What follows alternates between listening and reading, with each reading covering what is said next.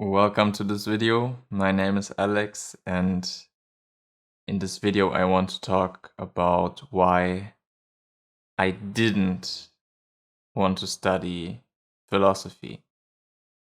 And this video is divided in two parts. The first part is why I even thought about studying philosophy or why I got into philosophy. And then the second part is about how I realized that philosophy could not provide me with what I was seeking. And I want to start this video with a quote from a Zen master. Zen Buddhism is a particular tradition or form of Buddhism which really emphasizes meditation opposed to theologies and philosophies. And yeah, I will just read the quote. Using intellectual understanding to find your true nature is like expecting a hungry man to satisfy his gnawing hunger with a picture of a banana. Zen teaching is not like this. Zen teaching says, open your mouth, here's a banana, now eat. And I found that this picture or this allegory of a banana is really fitting and really hits home. Yeah, especially also for my journey, and I can really relate to this. Now I'm going to explain why I can relate to this. So I got into philosophy, or I became interested in philosophy because I didn't see really any meaning in this life. I didn't know if there was a purpose to life, and I wanted to know what my purpose in this life is. Like, I really asked myself, like, why am I here? Like, what is all of this stuff and what I'm supposed to do here? And that came by me suffering quite a lot, or feeling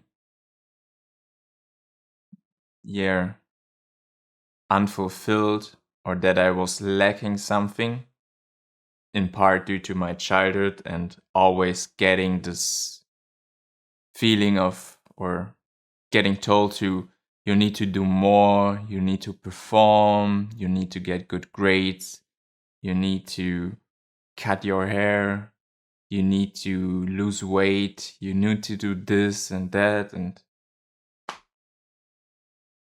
there was quite a lot, or I repeatedly get this told either by teachers, by my parents, or just by other kids.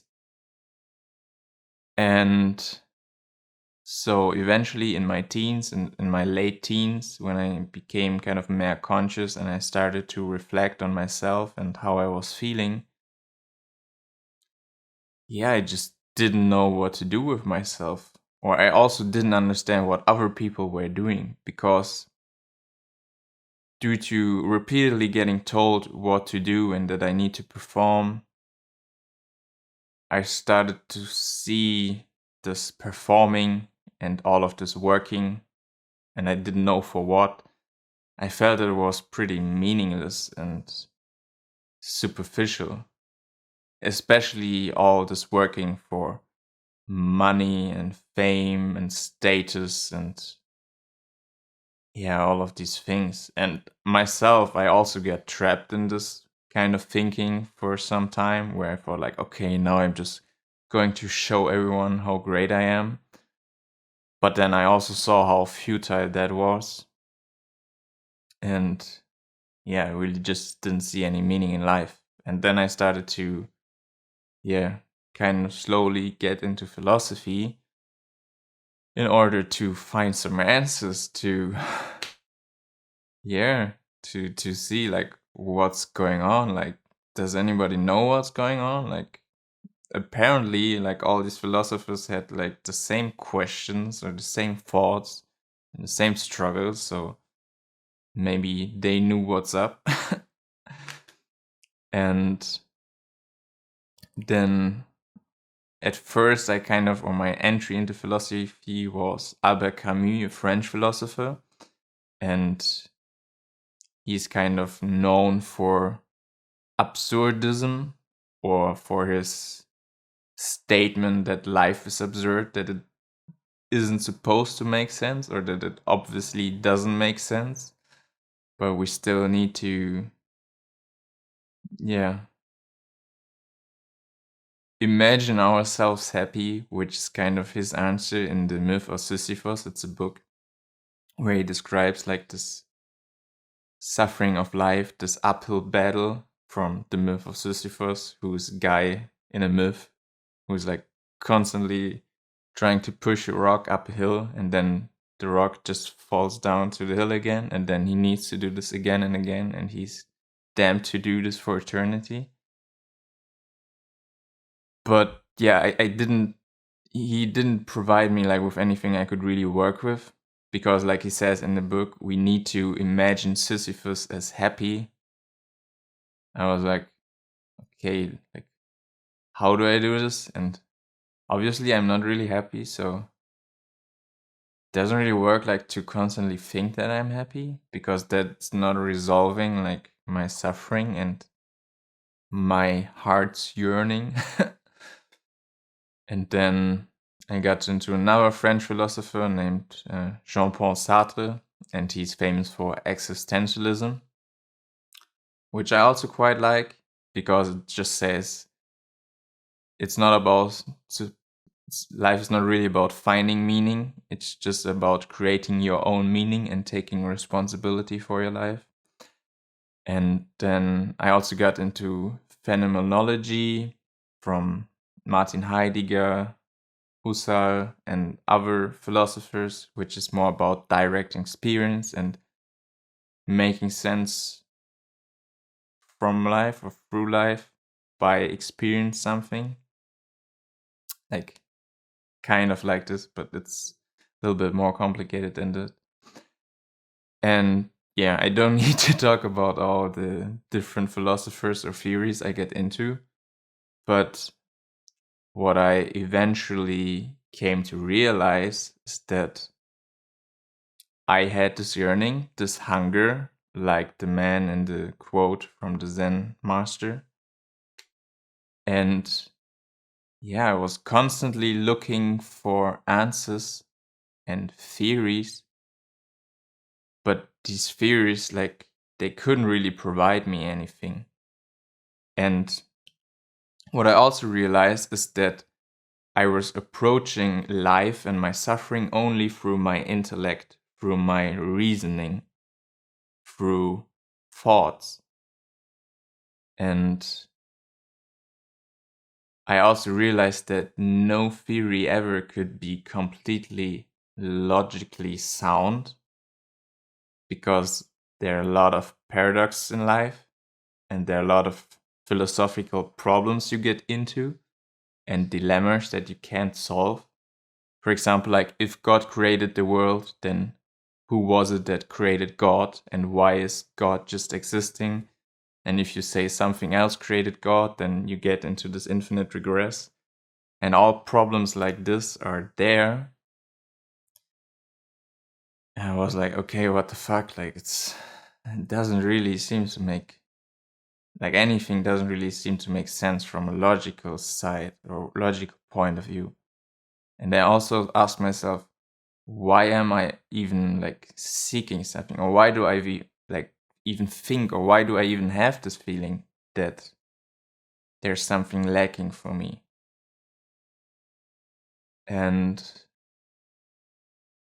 yeah, then I slowly started to understand that I could like forever concern myself with philosophy and philosophizing and thinking about things. But due to some of my experiences, also with psychedelic drugs, and I made some videos about them, and you can check them out on my channel. In part due to experiences with psychedelic drugs and my unfulfilled journey in philosophy, I kind of realized that I could constantly think about something. Like I could think about and philosophize about this banana forever. Like, why does this banana exist? And why is this banana the way it is? But in the end, like, the only thing that's really going to fulfill me is to eat this banana. Because that's what I'm craving. That's what my nature, the way I am, is seeking. And of course, this is only on the biological level with the banana, but on a spiritual level or dimension, whatever you want to call it, or yeah, I don't think there's like any other word to describe this, but the spiritual dimension of life, this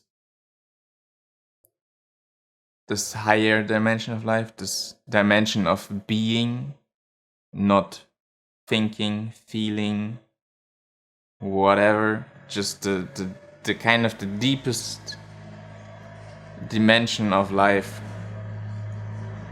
inside of us or inside of me, what I eventually realized can never be fulfilled by anything else than by itself, by life. So I kind of realized, and it's not like, oh, now I realized this and now everything's great and now whatever. But I kind of began to understand intuitively, and also you can understand it intellectually, but then again, won't give you anything. I understood that I can't use, or my intellect isn't supposed to fulfill me. It's a tool to navigate myself through life, but it's not there to fulfill my heart and my being. So when I realized that, I decided that I don't want to study philosophy because I thought about studying philosophy. And I also went to some lectures in Tübingen, where I live, to the university, just to get like some ideas about how it is to study philosophy, and also just to learn a little bit. But it was more, the intention was more about finding out how it is, because I eventually wanted to study in the UK. But yeah, then it no longer seemed right to me. And when I realized all of this, I got way more into meditation, because Zen Buddhism, Buddhism in general, Hinduism, they all acknowledge that the intellect is just one part of our being and that there's way more to our being.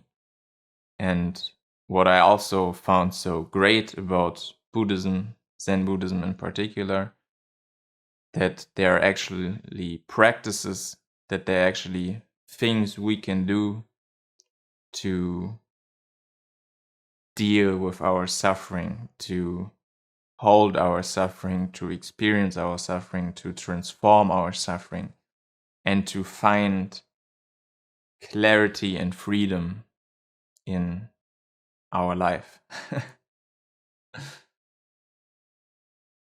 Yeah. So this is my story, or a small version of my story, about why I didn't want to pursue philosophy anymore. And also, on a side note, philosophy isn't for me inherently a bad thing, and it definitely can help you to make sense of this world, and it can be a tool to make sense of different things. But my preposition, like my intention, that I used to come to philosophy, like this existential plane that for me couldn't be satisfied through philosophy. Yeah. So thank you very much for watching this video. If you have any questions, you can leave them down in the comments, or you can just tell me your experience with philosophy. I would be definitely interested in that if you experience like the same things, or if you're currently struggling with the same things. And yeah, if you like this video, would be very nice if you could give me a thumbs up to support this channel. And yeah, you can also subscribe, check out some of my other videos, and yeah, that's it. So thank you for watching and see you soon.